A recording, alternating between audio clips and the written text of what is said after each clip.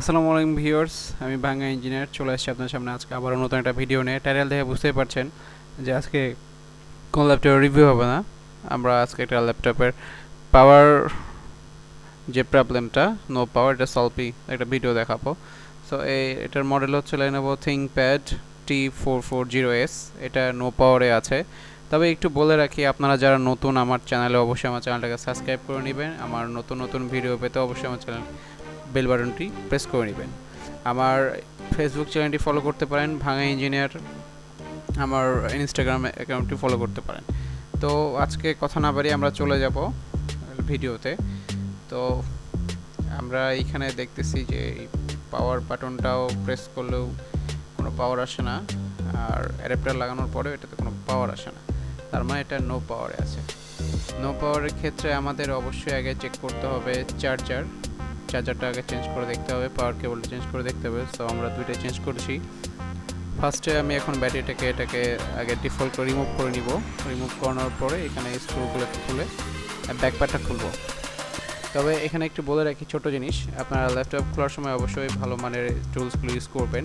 তো এইখানে ভিতরে এই মডেলের ভিতরে একটা ব্যাটারি থাকে, এটা ইন্টারনাল ব্যাটারি, একটা এক্সটার্নাল ব্যাটারি। এটার ব্যাটারি ব্যাকআপটা অনেক বেশি। এখানে বাস ব্যাটারি, এখানে পাওয়ার কানেকশনের জন্য চার্জিং পোর্ট কানেক্টর আছে, আর এটা হচ্ছে সিপিইউ এর হিটসিন, আর এইখানে একটা আছে ইমার্জেন্সি পাওয়ার বাটন।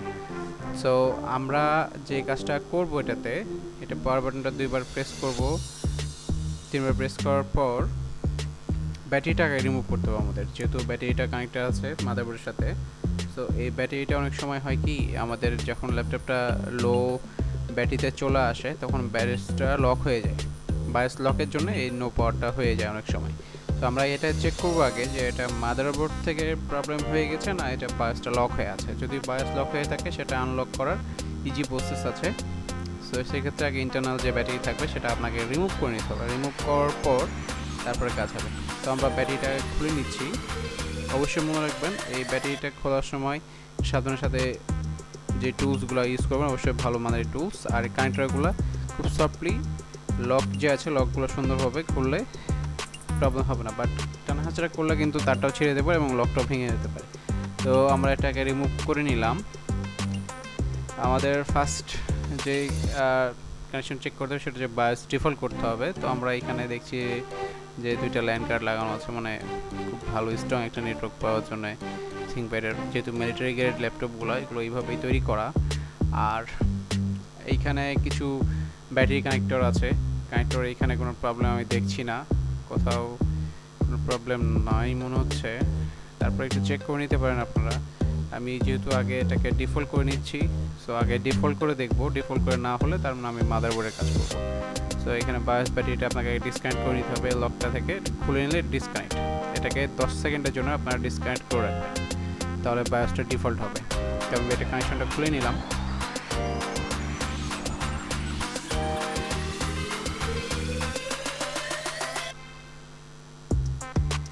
এই ব্যাটারিটা কোনো কারণে যদি 0% চার্জ হয়ে যায় কিংবা কোনো কারণে আপনার চার্জিংয়ে এই ব্যাটারিটা চার্জ না নেয়, সেক্ষেত্রে ব্যাটারিটা বায়াসটাকে লক করে দেবে। যখনই কোনো কারণে ব্যাটারি ফল করবে কিংবা ব্যাটারির ভোল্ট বেশি আসে কিংবা কোনো কারণে ব্যাটারির ভোল্ট কমে যায়, তখন ইন্টারনাল ব্যাটারিটা আপনার মাদারবোর্ডটা বায়াসটাকে লক করে দেয়। বায়াস লক হয়ে গেলে আপনার নো পাওয়ার, চার্জিং দিয়েও পাওয়ার আসবে না এবং এটা আপনি চাইলে ব্যাটারি দিয়ে অন করতে পারবেন না। এটাকে আপনাকে বায়াসটা ডিফল্ট করলে তারপরে এটা লকটা আনলক হবে। তো আমরা আগে এটার বায়াসটা আনলক করি দেখি, তারপরে যদি না হয় সেক্ষেত্রে আমার মাদারবোর্ডে প্রবলেম থাকতে পারে, মাদারবোর্ডে কোনো আইসি প্রবলেম হতে পারছে, কোনো প্রবলেম হতে পারে। তো ইমার্জেন্সি পাওয়ার সুইচটা কিন্তু বায়াস ব্যাটারি রিমুভ করার পর, চার্জিং ব্যাটারি সব কানেকশন রিমুভ করার পর আপনারা 10 সেকেন্ড ধরে রাখবেন। 10 সেকেন্ড এটাকে প্রেস করলে এটা আনলক হবে। আর আমরা অলরেডি বায়াস ব্যাটারিটা খুলে রেখেছি যেন সব ডিফল্ট হয়।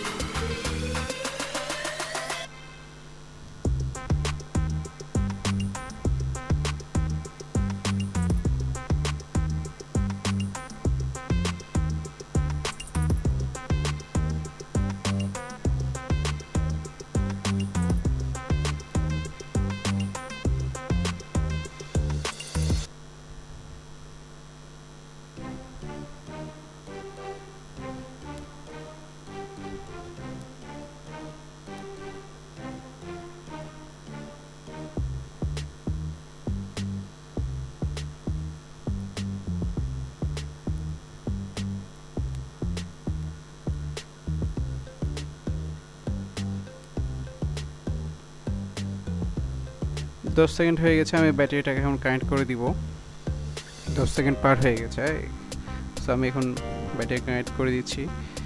আপনাদের অবশ্যই যখন আপনারা কানেক্ট করবেন এটা অবশ্যই লকটা দেখে নিতে হবে, কারণ একটু 19-20 লকটা ভেঙে যেতে পারে। আপনারা যারা নতুন কাজ শিখছেন কিংবা যারা কাজ করতে ইচ্ছুক কিংবা যাদের এরকম প্রবলেম হবে ইমার্জেন্সি ক্ষেত্রে, আপনারা এটা ট্রাই করে দেখতে পারেন। আশা করছি সলভ হয়ে যাবে। যদি মাদারবোর্ডের ইন্টারনাল ব্যাটারি থেকে কোনো প্রবলেম হয়, মাদার বায়াস লক হয়ে যায়, সেক্ষেত্রে আপনারা এটা সলভ খুব শীঘ্রই পেয়ে যাবেন এবং ঘরে বসে আপনারা এই প্রবলেমগুলো সলভ করতে পারেন। তো অবশ্যই আমি একটু বলে রাখছি, যারা আপনারা আমার চ্যানেল নতুন অবশ্যই আমার চ্যানেলটাকে সাবস্ক্রাইব করে নেবেন এবং প্রেস করে রাখবেন বেল আইকনটি, যেন আমার সর্বপ্রথম ভিডিওগুলো আপনাদের সামনে যায়। আশা করছি আমার ভিডিওটা ভালো লাগলে অবশ্যই আপনারা সাবস্ক্রাইব করে নেবেন। আপনার সাবস্ক্রাইব, লাইক, কমেন্ট, শেয়ার আমাকে আরও নতুন কন্টেন্ট ক্রিয়েট করার জন্য উৎসাহিত করবে। তো আমি অলরেডি ব্যাটারি কানেকশন দিয়ে দিলাম, আমার বায়াস ব্যাটারি লাগানো হয়ে গেছে। এখানে আমি কানেকশন দেখছি ওকে আছে। এখানে র্যাম এক্সট্রা আপনারা র্যাম লাগাইতে পারবেন, এটা র্যামের স্লট, বাট আমি এখানে র্যাম কোনো কিছু বিল্ড করবো না। আমি ব্যাটারিটা যেহেতু কানেক্ট লাগিয়েছি, আমি একটু নাট লাগাই দিচ্ছি, কারণ এটা যখন আমি সোজা করবো তখন ব্যাটারিটা পড়ে যেতে পারে, কোনো কারণে তার ছিঁড়ে যেতে পারে, কোথাও শর্ট হতে পারে। তো আমি ব্যাটারি একটা স্ক্রু লাগিয়ে নিলাম। আমি এবার একটু পাওয়ার বাটনটা প্রেস করে দেখি। পাওয়ার বাটনে অলরেডি পাওয়ার চলে আসছে, এই যে দেখেন, প্রবলেম সলভ। তো এখানে যে অলরেডি বলছে আমি বায়াস যেহেতু এটাকে ডিফল্ট করে নিয়েছি, এখানে বলছে ফোন প্রেস করতে, ফোন প্রেস করলে আমাকে বায়াসে নিয়ে যাবে, আমাকে বায়াসটা একটু সেট আপ করে নিতে হবে। যেহেতু বায়াস ডিফল্ট হয়ে গেছে, বায়াসটা লক ছিল, বায়াসটা ডিফল্ট হয়ে গেছে। এখানে একটা জিনিস বলে রাখি, এখানে অ্যারো কিগুলো দিয়ে আপনাকে বায়াসের সেটিংয়ে যেতে হবে। এখানে দেখেন অলরেডি এটার ম্যানুফ্যাকচারিং যে ডেট ছিল সেই ডেটটা কিন্তু বাই ডিফল্ট সেই ডেটটা আমি এখানে আবার চলে আসছে, কারণ যেহেতু আমি বায়াসটা ডিফল্ট করেছি, তো ওখানে চলে আসছে। এখানে আপনাকে ডেট, টাইম আর মান্থ, ইয়ার এগুলো সিলেক্ট করে নিতে হবে। আপ ডাউন অ্যারো কিগুলো দিয়ে আপনাকে এটা সিলেক্ট করে নিতে হবে। আমি যে ডেট দিয়ে দিলাম 9/13/2022, এখন বাজছে 10টা। এরপরে ইন্টারপ্রেস করলে নেক্সট আবার পেজ চলে যাবে, এখানে আবার টাইম দিবেন 10টা, এখন বাজে 45। তো আমি আর সেকেন্ড চেঞ্জ করছি না, এখানে আবার ইন্টার দিব। ইন্টার দিলে সেকেন্ডের ঘরে চলে যাবে। আবার আমার এখানে টাইম সেট আপ করা কমপ্লিট। আমি এখন F10 দিব, অথবা আপনারা চাইলে সেটিংয়ে যেও ইদি করতে পারেন। এখানে যে অলরেডি দেওয়া আছে যে কোন কি কাজ হবে। তো আমি এখন F10 দিলে সেভ অ্যান্ড এক্সিট, আমি F10 প্রেস করব। এখানে বলছে save configure change and exit now, yes. আমি এখন ইন্টার প্রেস করব। আমার এটা সেভ হয়ে গেছে, এখন এটা রিবুট নিল। তো আমার প্রবলেম সলভ, দেখতে পাচ্ছেন আমার ল্যাপটপ রান হয়ে গেছে, এটা কমপ্লিট। তো আমার ভিডিওটা ভালো লাগলে অবশ্যই আপনারা লাইক, কমেন্ট, শেয়ার করবেন। কোনো প্রবলেম হলে আমার কমেন্টের মাধ্যমে জানাতে পারেন, আমাদের ফেসবুক মেসেঞ্জারে আপনারা নক দিতে পারেন। ইনশাআল্লাহ আমি চেষ্টা করব আমার তরফ থেকে যতটুকু সাপোর্ট দেওয়া যায় আমি আপনাদের জন্য। তো আজকের ভিডিও এই পর্যন্তই। ভালো লাগলে অবশ্যই লাইক, কমেন্ট, শেয়ার, সাবস্ক্রাইব করে নেবেন। ভালো থাকবেন, সুস্থ থাকবেন। নতুন ভিডিও পাওয়ার জন্য আবারও আমি নতুন ভিডিও নিয়ে আপনাদের সামনে হাজির হব, হয়তোবা কোনো রিভিউ নিয়ে, হয়তোবা কোনো প্রবলেম সলভ নিয়ে। ভালো থাকবেন, সুস্থ থাকবেন। আজকে এই পর্যন্তই। আসসালামু আলাইকুম।